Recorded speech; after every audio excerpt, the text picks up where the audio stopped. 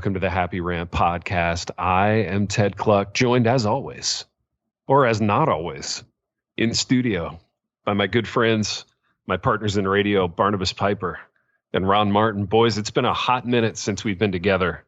We're doing our typical summer thing, which is traveling and being very important men who get on planes and go places, and getting our show dragged by @JaredC.Wilson, whom I feel like we've done more to promote on this show than maybe any other single human being, including ourselves. Yet he still drags us. I want to hear all about that because I'm not up to speed on it. I stayed on a boat. I feel like we're just going to catch up. We're going to be three middle-aged gentlemen catching up on each other's lives on this program. But first, Piper, we have something to promote. And it's a company that's very near and dear to our hearts as a program as of about 2 weeks ago. And it's Visual Theology. Tell them about our new partnership. Yeah, listeners, if you've been with us the last couple weeks and complained because one of the hosts wasn't here and told us we weren't funny enough or whatever complaints you've had, you've heard us talk about visual theology.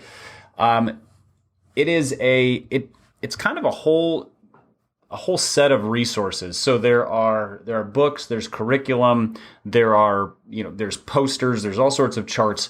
What they are setting out to do is to take biblical truths and biblical stories and biblical realities and put them into a visually captivating format so that it actually makes it, the things that are just read as descriptions start to make sense. I was thumbing through their Visual Theology Guide to the Bible earlier and found it really, really cool the way that they link, they go through 100 Old Testament references to Christ, and they link them all to New Testament. So this is about the resurrection, and this is about the coming of Christ. And so you just sort of get sort of the visual overwhelming sense of, oh man, this is woven all throughout the Old Testament. Like, we know it's true, but when you see it, it really stands out. And then there was another page where they did a visual breakdown of the start of the early church. So going from, the 12 apostles to then the people who were in the upper room to then Pentecost with 3,000 and then another 2,000 added to their number and so forth. And it's just pages upon pages of little stick figures. And again, all of this just helps the Bible come alive. So if you go to visualtheology.church/happy, that's the page that they've set up for our listeners. There's a discount code there that'll get you 20% off of any purchase. The code is just Happy Rant. So again, it's visualtheology.church/happy. They have multiple books. They have posters. They have different curriculums that can be used. These are great for high school and college students, small group studies, and they're really well written too. It's not just visual. There's great teaching guides with it also. And then they have memberships. So if you pay a reasonable amount per month, there's different tiers. You get discounts off the books. You get access to all of these different posters, and then you get additional material as they release it. So check those out as well. Go to visualtheology.church/happy. Check out their books, especially if you're in ministry or if you're a parent. These are really useful for, if you're doing family devotions, showing stuff to your kids and going, this is what that looks like, and kind of seeing their eyes brighten up too. So check them out today. Dude, I second that. Very solid products there from Visual Theology. I've got posters up in my kids' rooms now. Just really solid stuff. We love that company. Baby, you're struggling today. Are you having a tough one? No, I'm good. What's up? You're I mean, I'm not. I mean, baby, I don't know if I'm funny today. So, I mean, but apparently we haven't been funny for weeks. We'll have to leave that to the opinion of some listeners, some who are even my friends, whether we're still friends, humorous. Boys, let's go a couple minutes on that. It's the elephant in the room. Let's just get into it. Okay. I want you to tell me what was said about our program, our radio show. And then we'll just kind of roundtable it, and we'll respond, and we'll listen. We need to walk through this hurt together in openness and honesty. Absolutely. Okay, that's the only way that healing's going to begin. Guys, this is just. I consider this a counseling session. Let's just. Sure. Yeah, I mean, we've been hurt by an aggressor, and we need to deal with it. So I think we would consider it a verbal act of violence against us, actually. So did you say it was a microaggression or a macroaggression, or what? Where was it at on the aggressiveness? Does that depend on how many Twitter followers they have, whether it's micro or macro? I think it's like micro. It's kind of like it's like mid-row. You're right. It's mid-row, right? It's one of those things. But it was our friend, my friend. Yeah, your friend at Jared C. Wilson, who just I don't know. I think Pipe posted the ep where me and him were just doing a little pastoral riffing, which there just wasn't a lot. We were very earnest on this ep. We were having a good time. We were keeping it positive. And then, Pipe posts it like Pipe tends to do. And we just got a little slap back from at Jared C. And when he said, and I quote, when y'all going to be funny again? Oh, tough. Now, I don't know, I don't know what kind of slur it is now when you say, YA, LL. But, that's something we can probably talk about in another ep. But, that's what he said. And I just felt like in that moment, as someone who considers himself to be a close confidant of at Jared C. Very close. Very close. Yeah. I was already feeling a little raw, Big T.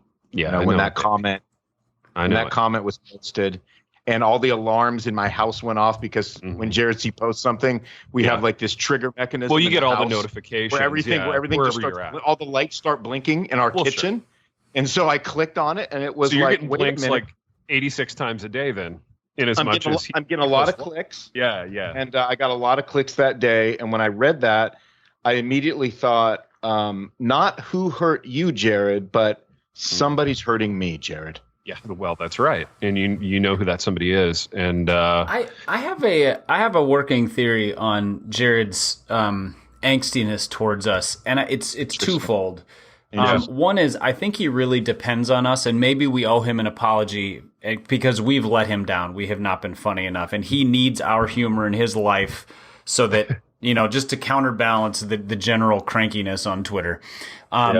The second aspect of it is, Ronnie, do you think maybe he was a little offended that we peed on his grass with the pastor episode because that's what you guys do? It was kind of like a little art of pastoring, but over here in the house. But maybe less artful. That. I mean, we're obviously on our summer hiatus for TAOP, and I don't know. I didn't explore it with him because, again, sometimes the wounds cut so deep you don't have words to express in the moment. Big T, am I right? Well, yeah. I mean, you guys are just am I right? I mean, I don't know.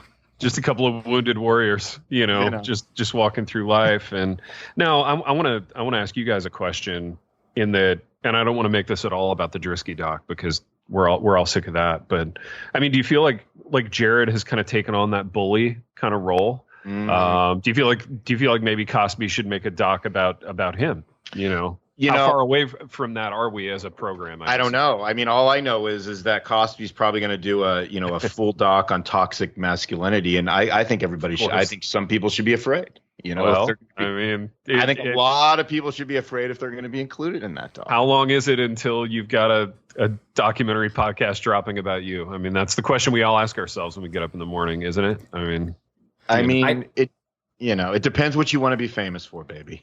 That's right, baby. I did notice that Cosper reads his press clippings a little bit because, we did the episode where we talked about it, and he came back and said... he was a little unhappy with us, too, wasn't he, Pipe? Yeah, but here's what I took out of it. He listened to the episode, so, we win.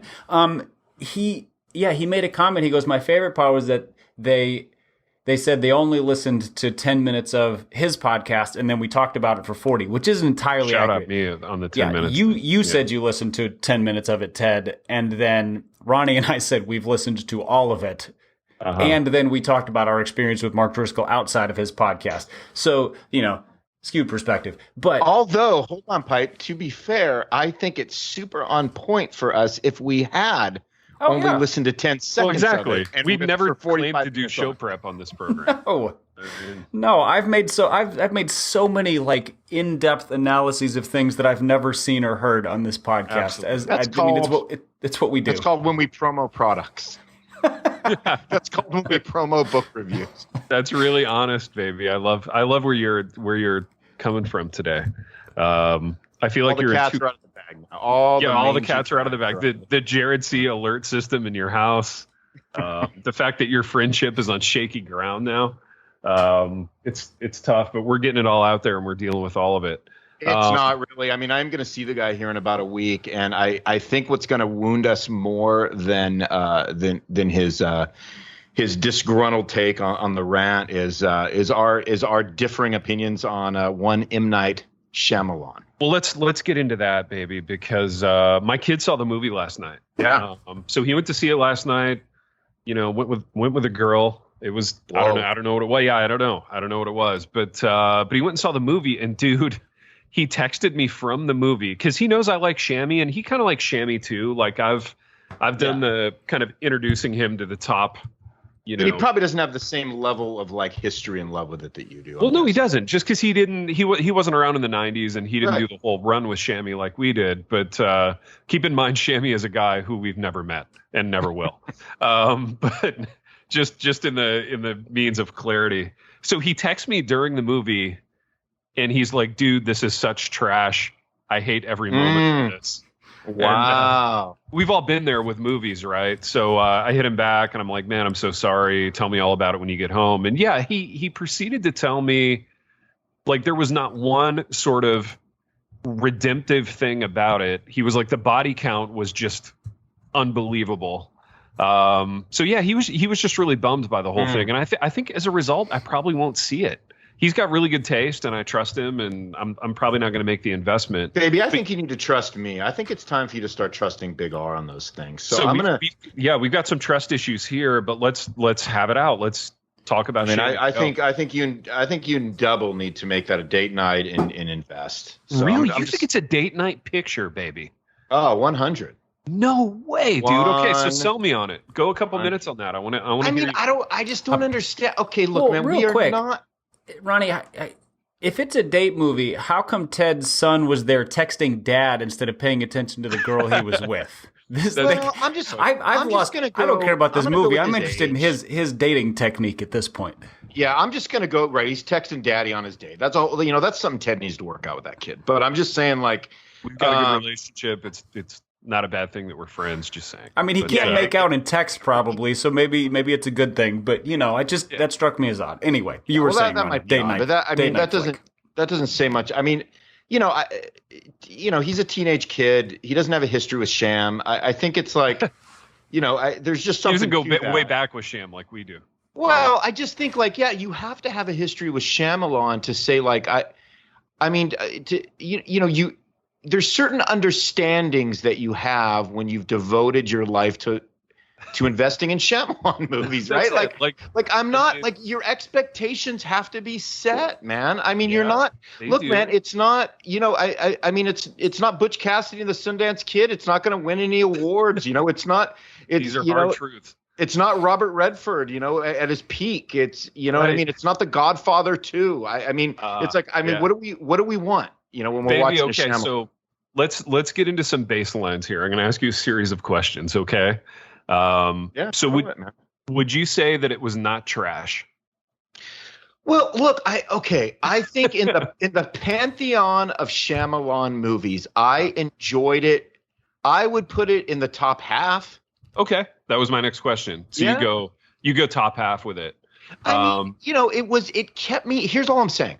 Yeah, it kept me going till the end, and I was really curious, you know, what kind of flip he was going to put on it. So I haven't. He's a big flip guy. He's the flip guy. He's the twist at the end guy. And I've seen some Sham movies where I've just been like, oh man, I just don't even care almost.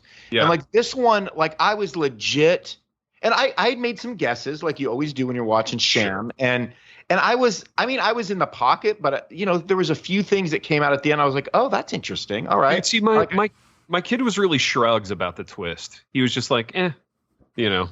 Well, it was a little more like, yeah, it was sort of it was a little, this doesn't give anything away, Big T, but it was a little more like The Village, where the twist was kind of like the non-twist kind of a thing. Got it. But I mean, I don't know, man. It really, okay, here's what I'll say. It kept you going. And number two, there was some emotion in it, I thought. Okay. There's some actual emotion in it, you know. And I feel like at his best, Shammy delivers some emotional like cachet. Yeah. I think that's all it was. I will never watch it again. Okay. The dialogue was wooden, like it always is in every one of his movies. It was the same, so it wasn't any worse. It wasn't any. Sure. I just think it was like, dude, it was what it was. It's how the guy writes. It's like it's like when you watch a Star Wars movie from George Lucas, there are just inevitable like things there that like you can't get around because it's who he is, right? That's right. You know what I mean? It's almost like people listening to the rant, they're going to get something here. We can't move beyond it or past it. We are who we are. You either like it or you don't. And it may or may not be funny. And it may or may not be funny, depending on if your last name is Wilson or not. You know, so we're the victims. We're the wounded ones. I gotta, you know what, man? We're gonna be hanging out. We need to have me and Wilson need to like call a counselor because we're gonna be need a mediator. I know. We need something to work this out before we. Heart. But I know. But baby, I'm just saying this. Please invest the money and go see it so that we can talk about it. Okay. Isn't liking M. Night movies a little bit like liking James Bond movies? Like the same plot devices sort of drive each one. True. I mean, that's one way of looking at it, Pipe, for sure. I don't mean that as an insult because I like Bond movies. It's just sort of like, oh, you know what you're getting here. You know that there's these plot devices, there's this hot lady, there's this villain who's going to do, and then there's like the grand Bond almost dies at the end and then wins kind of thing. Yeah. Piper, listen, man, this is what I'm going to say to you. I think you're onto something, and here's what I'm going to say to that. Look, I'm okay with Sham. I'm okay with believing that it might be like for the rest of his life that he makes movies, we are never going to get another Sixth Sense and we are never going to get another Unbreakable. And that's okay. But I mean, the guy has something in him and he's reaching for it. He doesn't quite get there, but man, I love that he keeps trying. So there is something fascinating about that. And so, Jared C's big thing was, what is this, man? How bad can the dialogue be? How much can he insult me with the dialogue? Is he just the Ed Wood of our generation? Now, he said that as a slap. And I'm like, dude, the fact that we have an Ed Wood and some movie like studio keeps giving him millions of dollars to make movies, I think like that alone is so fascinating to me. Yeah. It keeps me in the theater with him. I dig it. I dig that part of the narrative. I have other Jared related questions now vis-a-vis Shams. And I want to hear Piper's predictions before you answer these, baby. Piper, what are the odds that Ron and Jared saw it together kind of as a date movie for the two of themselves? Do you think they saw it together?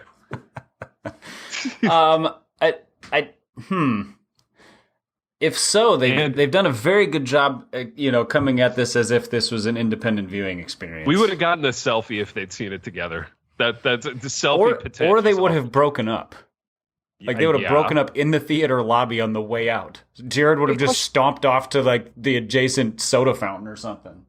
Follow-up question for you on that, Pipe. Do you think that when Ron and Jared go to see movies together, they leave the one seat in between them, like the I'm not gay seat? No, because they probably go to the theaters with like those 11-foot wide recliners that you. That's true. The arms kind of are builds in the arms are wider than your average 14-year-old, so you don't need to leave a seat between. Sure. Okay, baby, I'm going to let you address this now. Did you see it with Jared? Did I or would I? Did you? What, the new Sham? Yeah. Did you see Old with Jared? No, I saw it with my lady. Okay. All right. Yeah. And she doesn't like movies, right? Nah, she doesn't love movies. She doesn't love the experience at all. What was her? I mean, so she's not like, she probably didn't go into this with any strong sense of I'm going to love this or hate this. What was her general She's seen every takeaway? Shyamalan movie with me too. So okay. Man, she's a Shyamalan lifer with you. That's sweet. Or at least very supportive. What was her takeaway? She dug it. She thought, you know what? She goes, I was legitimately entertained for the first time that I could remember at a Sham movie. Wow, that's high praise, baby. That's really good. I mean, and she was just like, I don't expect a lot. It was enough to like where it kept me going through the movie. Yeah. And I was good to go. Again, man, it's like there's cheesy elements. I mean, I just can't imagine being that serious about an M. Night movie. I guess that's my point, right? Like, how serious are you going to be going into an M. Night film? You know what I mean? Yeah. No, I get it. Okay. Next question, Piper, for you. Do you think friendship wise now, knowing what you know about friend dynamics, Do you think Jared saw the movie just so he could talk about it with Ron, or do you think Jared would have seen it independent of Ron? Oh, he 100% would have seen it independent because movies are his, based on Twitter. Really? It's, like Tom Brady and movies are his two hobbies. So that's interesting. I didn't know he was a big movie guy. But Jared tweets 10 times as much about movies that he sees as books that he's reading. Interesting. Okay. Well, that's enlightening then. So he would have, in a world in which Ronald J. Martin didn't exist, which was Jared's world, like circa 5 years ago. I don't know. But in that world, he would have still seen the movie. Yes. Yeah. I think he just wouldn't have had anybody to set him straight on his very strong opinions like Ronnie will when they are hanging out shortly. Now, Piper, go ahead. No, go ahead, baby. Well, yeah, I mean, Pipe's right. I mean, the dude, I think he goes to the movies like every night, and then, it's like, it is like his hobby. But I think the thing that I don't get, and this is what I'm going to ask him when I see him. So, Jared C., I know you're listening, and I want to chat about this, but I don't understand. Like I think he's taking it a little. When dudes feel like personally offended by a particular director they're never going to meet, that's when I feel like, dude, some shark has been jumped that I don't know about, that I some can't shark's see. been somebody hurt you in the past. Some director that you've never met. Some director that you've never met that you have a quote unquote relationship with has hurt you in the past. There's some mythical director out there. I don't know if it's Scorsese. I don't know who it was. I think it was. I think Scorsese. Clint Eastwood. I don't know who it was. Also, speaking of Scorsese, I really wanted to do the funny how thing, like from Goodfellas, in relationship to Jared's dragging of us on Twitter. But I do I amuse you? Do I amuse? Yeah, exactly. You tell me. Anyway, I have one last Jared-related question for you guys, and it has to do with movies and his passion for movies. He's really not going to think this ep was funny, is he, Pi? Oh, but we do. This ep is funny, though. It's funny to me. Pi, I mean, he's really going to be like, when are y'all going to be funny again? I mean, yeah. I don't know. We can pump one of his new books or something. Does he live south enough to say y'all? I feel like he's co-opted that. And I mean, he's from Texas originally, so I think so. I think he earned it. All right. My question to you, Pipe, and then I want to hear you on this, Ron. What are the odds that Jared C. has like a spec script that he's been working on that's in his desk drawer there at Midwestern, like a Michael Scarn thing? What are the odds that Jared's he's noodling around on a spec script and he has big movie dreams? Your thoughts on that? What a great question, man. I mean, I don't think Vegas would put odds on the board for that. It's one of those like, this is so likely. DraftKings wouldn't even have it up on the board. No, this it would be sort of a like. Let me see. It would be sort of a. What genre would it be in? A la Stranger Things. Okay, interesting. Like hero pastor in the '80s solving crimes. Yeah, but he's got a lantern jaw and broad shoulders. But the lead characters would all be probably youths of some age, because middle-aged people are not interesting. So I would think something in the vein of Stranger Things, sort of a supernatural thrillery genre. So like Frank Peretti meets Stranger Things. Ooh, solid. I like it. Ron, where are you at on the Jared spec script continuum here? Dude, I mean, I feel like if he knew he could get any like play with it, he would write one. Sure. I mean, shoot, I would write one. Baby, what are the odds you have one? You've got a. I mean, I would write one if I knew I could get any play with one. Big T. Dude, you've downloaded some free screenwriting software and messed around with it. If somebody said, "Hey, Ronnie, write a screenplay on us," I'd be like, okay. Yeah. When do I start? Yeah. Exactly. Hey, Harvest House, you want a screenplay? Dude, I didn't know you did movies, but yeah, I'll throw in your way. Maybe sure. That was a very diplomatic answer. That was given with an eye toward keeping your friendship with Jared robust and strong. And that friendship is unbreakable. Oh, snap. Interesting. I do see signs of decline, though. Oh, snap. Well, could be happening. Well, we'll keep an eye on it for sure. I feel like I feel like I have one more Jared thing. Oh, this is just a curiosity deal, man. And you can just go like 30 seconds on this. It doesn't have to be a big thing. But What's Jared's degree of overlap with nerd Twitter? Because you hate nerd Twitter, but you're besotted with Jared, and I feel like there might be some overlap there, and I was curious about it. Yeah, I mean, I don't think he doesn't dive too far into that because like nerd Twitter gets into super like technicalities, like theological technicalities. Yeah. And Jared C is more of he's more into like pastoral ministry and some cultural things more so than he is in like, hey, I'm going to debate like this, this theological controversy. Like he doesn't really get into that. Do his kids have like nerd Twitter names like Athanasius and stuff like that? Or do his kids have normal names? Totally. I feel normal. like they're named normal things. Yeah, they're totally normal. Yeah. Unless you consider Grace the nerd Twitter, but it's not. That'd be a bummer because I got one of those. Yeah. Well, I mean, guys, I don't make the rules, Well, yeah. So I mean, we're just observers. Yeah, casual observers. I don't make the rules or name my kids Athanasius, so I don't know what to say. Or Calvin. Or Keller. Or Piper. Oh, sorry, Piper.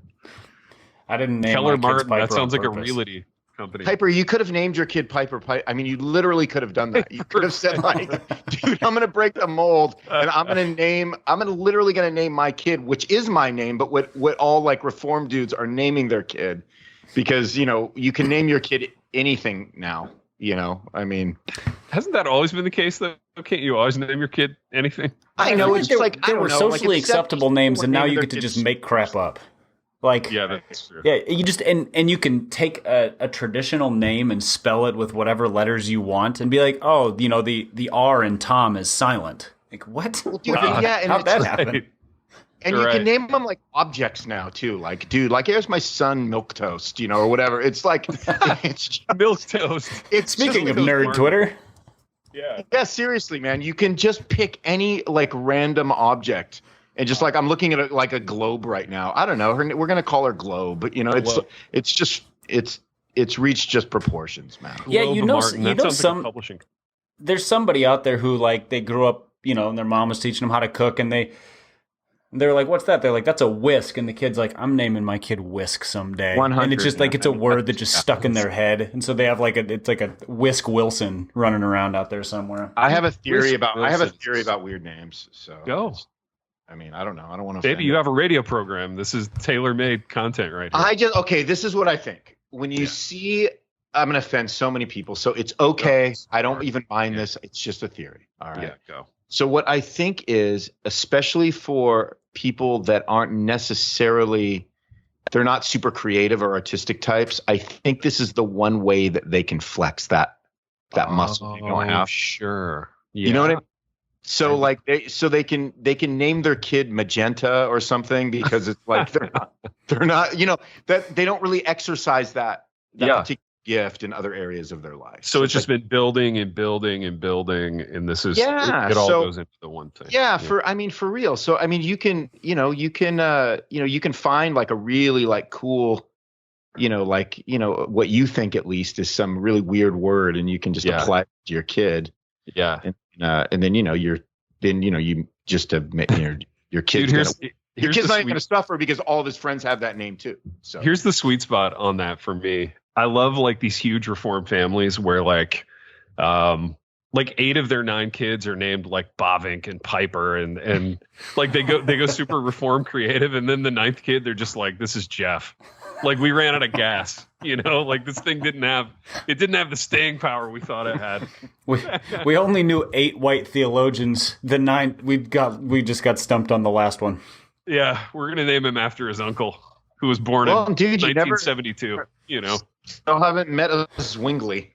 You know what I'm saying? Like even they have their standards. Like for some reason, still haven't met a Zwingli. Dude, so Zwingli's first name was Ulrich, though, right? Which is a pretty killer name. I mean, dude, I have no idea. I'm impressed that I'm thinking maybe a little. It is, but I wonder if people hear Ulrich and they're like, "Was that like one of Hitler's henchmen?" So maybe we can't do that one. Or like the drummer from Metallica or whatever. It could get murky. I don't know. And which one's worse for some of these families? Is it the syncopated rhythm or the Nazism? You got to explain it to a lot of people. There's just a lot of unpacking that happens there. Piper, have you ever met a Zwingli in all of your like theological circles? Serious, I'm being totally serious. No, I haven't. I do think I I think I know somebody who's named a pet Zwingli, like a cat named Zwingli, which that sounds about right. If you named the kid Zwingli, though, like let's go a minute on this because I'm in on it now. If you named the kid Zwingli, what would the shortened version be? Lee? Zwing or Z? I feel like it'd be Lee, which Zwing is kind of just makes me think of Wayne's World. I know. I just call him Z. That's what I would. Yeah. Because Lee just sounds like L-E. I wouldn't do Lee. Dude, Lee sounds like a kid's name from like 1982, and I'm kind of into it. But there's some great theologian names that haven't been used, like B.B. Warfield. Like, Warfield would be a great nerd name. There's no way. There's not a Warfield. There's got to be a Warfield. Got to be. Or there like Charles Hodge. Like Hodge. It'll even be somebody's daughter is a Warfield. Sure, Warfield, very androgynous. Yeah, that's true. Yeah, Hodge for sure, man. Yeah. Dude, I can't believe that somebody hasn't named their little girl Stott yet. Stott. I can't believe somebody hasn't named their little girl Packer yet. Packer. That one might present some mockery problems. I don't know, Pipe. I don't know what you're saying, but I do know that if I had a daughter right now, her name would be Stotty. Stotty Martin. I'm just looking at my bookshelf right now. All the theologian books that are in my, because I'm at church, so I have all my nerd books here. Like Bridges, Charles Bridges. Like naming your kid Bridges would totally work. Dude, Bridges. Yeah, I can't even believe that hasn't been used. Seriously, a lot of potential out there. I hope people are listening who are still in like childbearing ages. You know, where this is gold. But again, for these families, childbearing is from like 17 to 44, so you know they're probably still there. That's kind of our listener age range. So. This is my daughter Stott and my son Grudem. Oh, Grudem Martin. That's a lot of it's a lot of M's. But I don't know. We're in the workshopping stage. There's no bad ideas right now. I love it, boys. This has been good.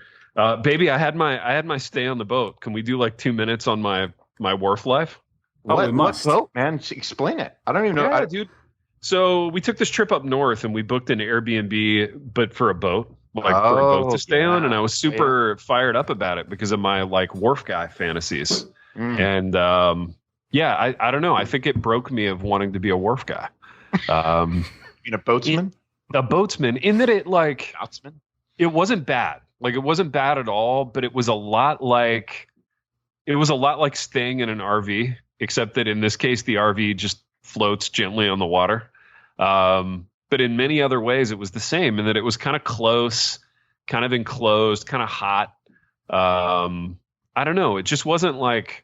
Yeah, I guess no aircon on a boat, right? Dude, there was actually a little aircon on there, and it worked rather well in the level that it was in. But there were multiple levels. Okay. So it was kind of a yacht. You were on it. Just say it, man. Maybe it was a little bit of a yacht. I mean, it was. Yeah, and I'll tell you this: like the climbing up to the very top, where there's those two like captain's chairs, and like chatting up there long into the night was premium. Like that was the part of wharf life that I could get real accustomed to.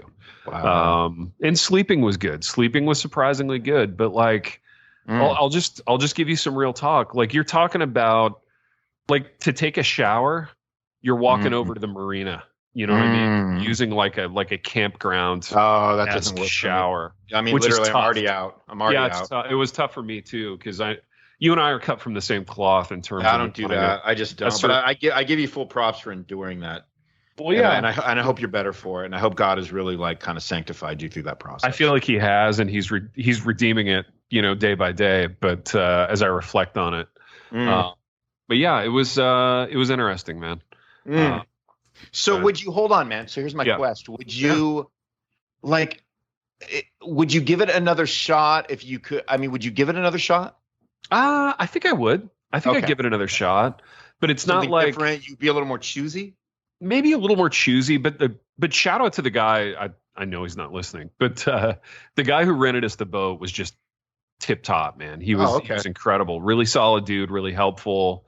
So there's nothing wrong with the boat. It was just your own personal experience with the boat. That's the only thing. Yeah, and I think my hang up with it was the like having to go shower at the marina, like the RV park kind of feel of that was a bit of a deal. It's too camping. I'm not a camper. I don't camp. I'm not a camping guy. I think Pipe would be okay with that. You don't mind camping, do you, Pipe? I don't like middle ground camping. Like I don't want to camp I don't want to camp at a place that has a shower.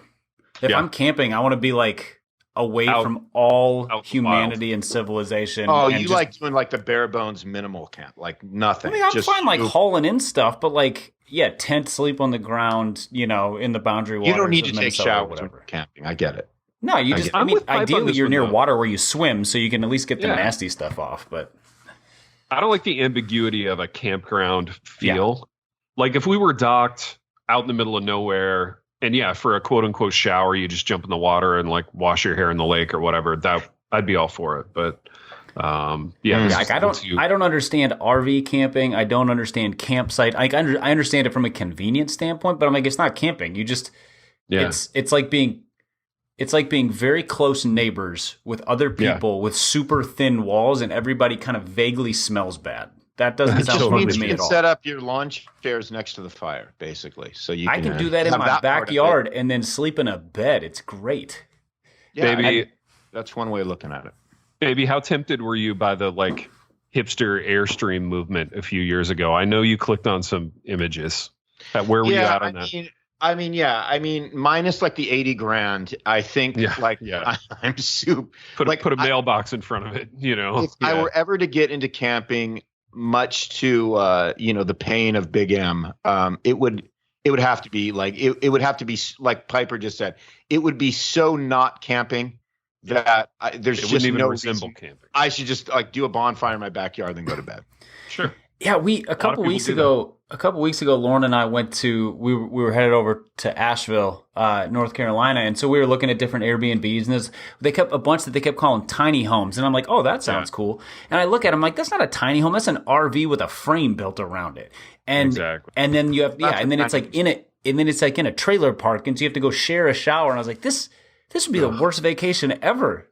Yeah. I'm going and staying in a trailer park and sharing showers with strangers. No, thank you. That sounds awful. Yeah, it sounds awful.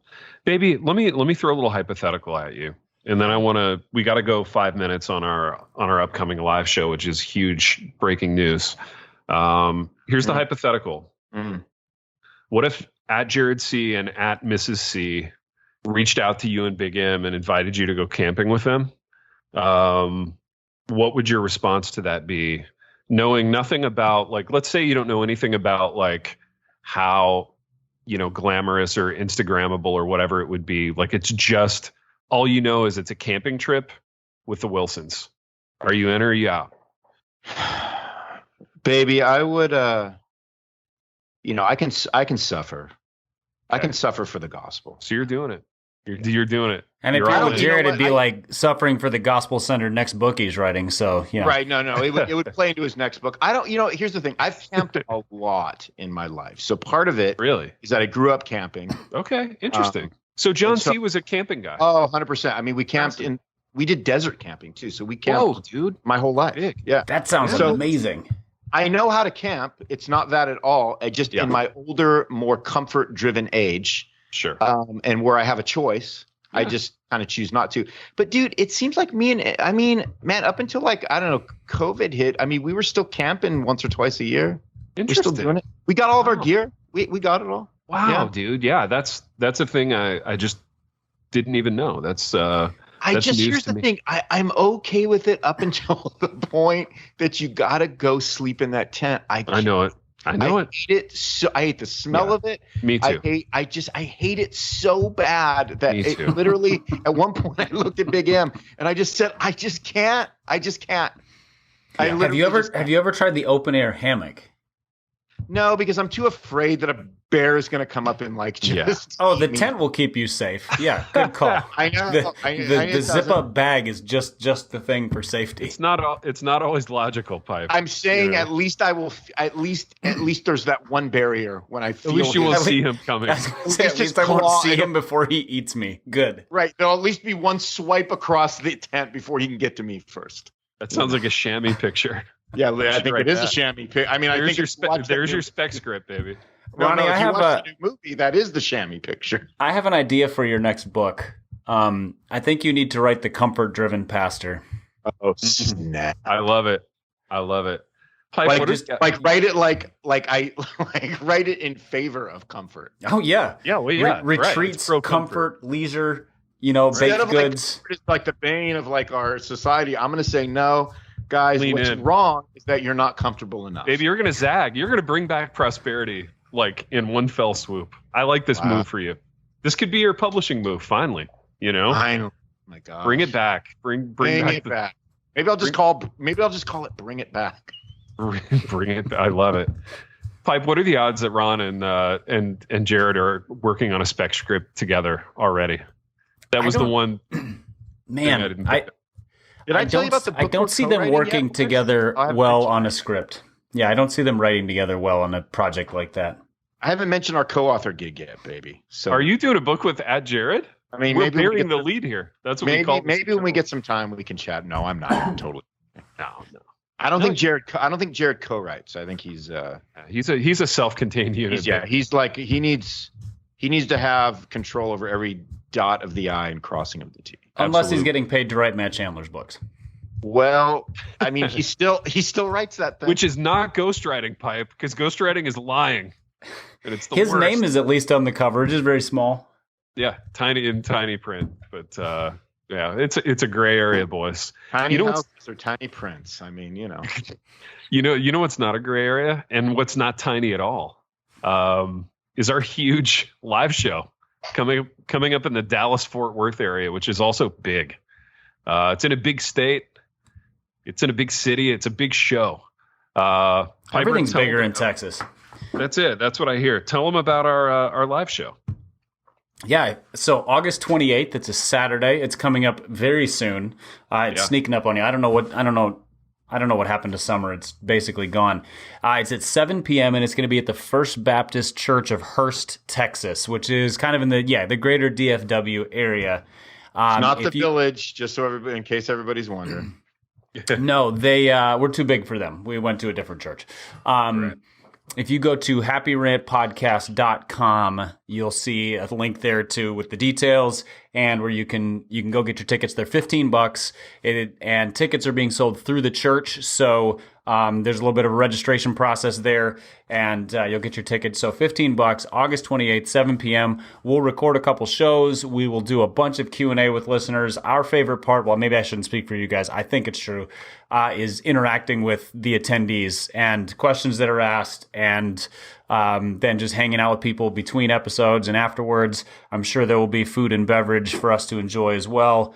But we're excited about it. I think this is the first one we've done that's not attached to a big conference. So we're not tagging on to anything. We are going there to do some stuff for the church members earlier in the day, and then this is just our show in the evening, and it's pretty exciting.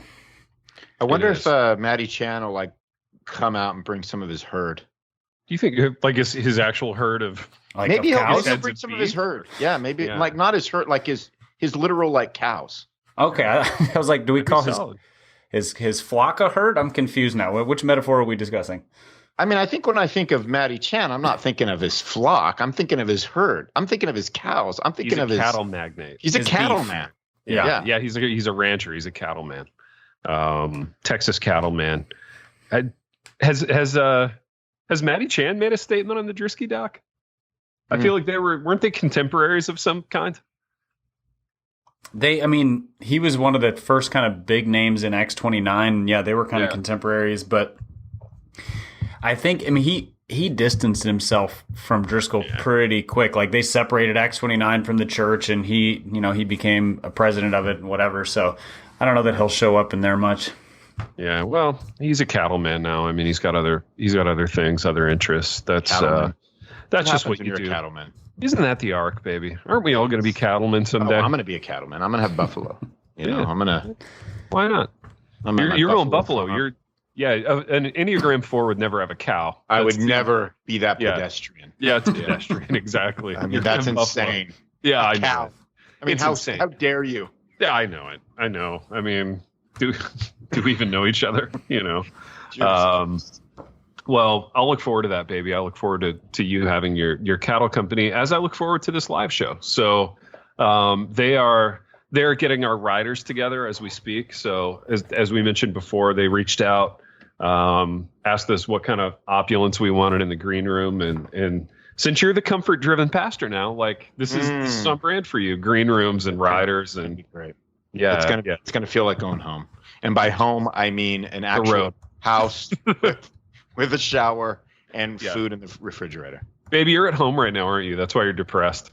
I can hear it in your voice. No, actually, I'm super pumped because I just had just got back from a trip to SoCal, and let's just say it could have been a little better, you know. Okay. Little better, a little more enjoyable. It wasn't great. That wasn't the point of the trip. It wasn't a pleasure trip, you know. It wasn't a pleasure cruise like what you just went on. Well, but you know, it is what it is.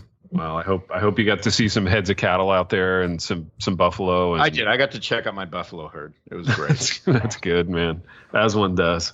Well, boys, we've done what we always do on this program, and that we've come back into the studio just on fire.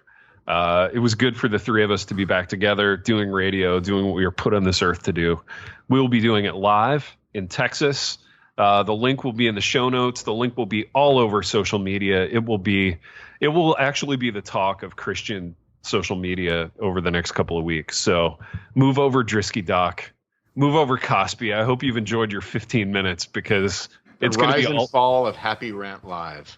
The rise and fall of Cosby's Doc, because it's going to be all about our live show for the next 2 weeks. So get your tickets, get ready for decadence, and until next time. The Happy Rant is brought to you by Resonate Recordings. If you go to resonaterecordings.com, you can see the full range of services they offer. So if you're considering starting a podcast, they are the ones we recommend going with. Again, go to resonaterecordings.com to see their prices, to connect with them and ask any questions, and to see what they can do to help you launch, edit, master, and improve your podcast. Again, go to resonaterecordings.com to see what they can do to help you launch and improve your podcast.